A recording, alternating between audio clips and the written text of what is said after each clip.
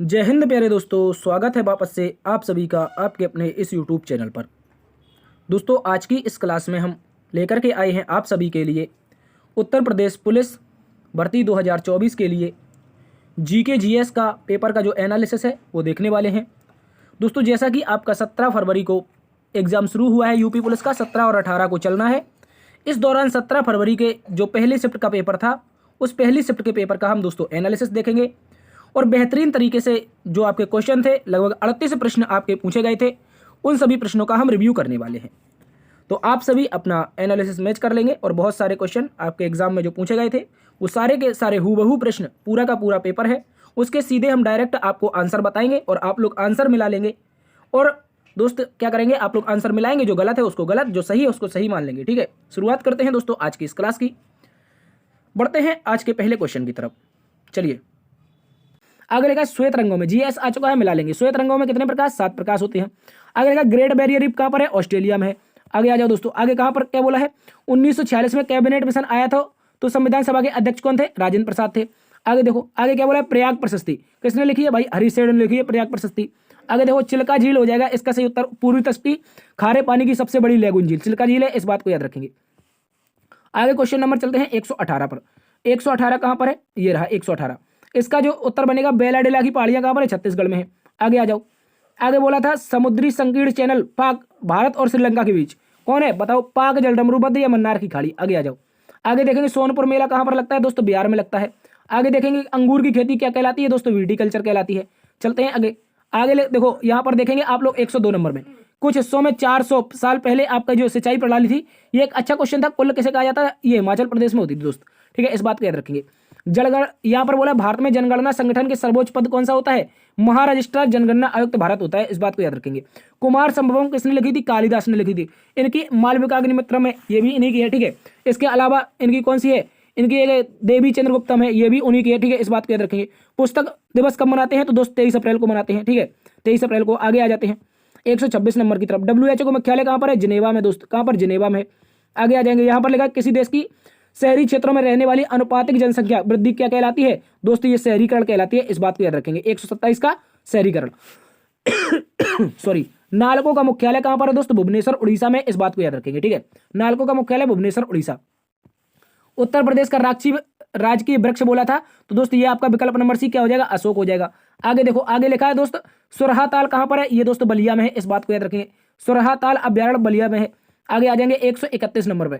131 number में networking नौकरी तलाशने के लिए लिंक्डइन एक बिल्कुल बेहतरीन वेबसाइट है, इस बात को याद रखेंगे।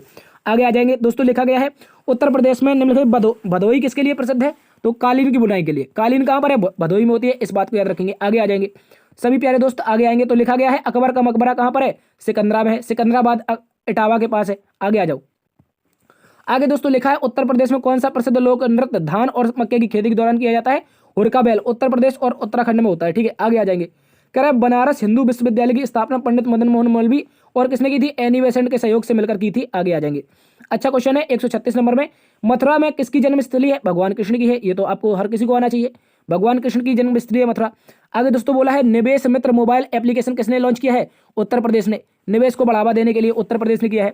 विमुद्रीकरण क्या कहलाता है? नोटबंदी। नोटबंदी कब हुई थी? 2016 में हुई थी, 8 नवंबर को। ठीक है, इस बात को याद रखेंगे। 139 में देखेंगे तो इसमें दोस्तों 2006 के अधिनियम के अनुसार अवधि एक पट्टे और वचनबद्ध अनुदान के तहत जो भूमिखंड दिया जाता था उसे दोस्तों धृति कहा जाता है। क्या है? होल्डिंग कहा जाता है, इस बात को याद रखेंगे।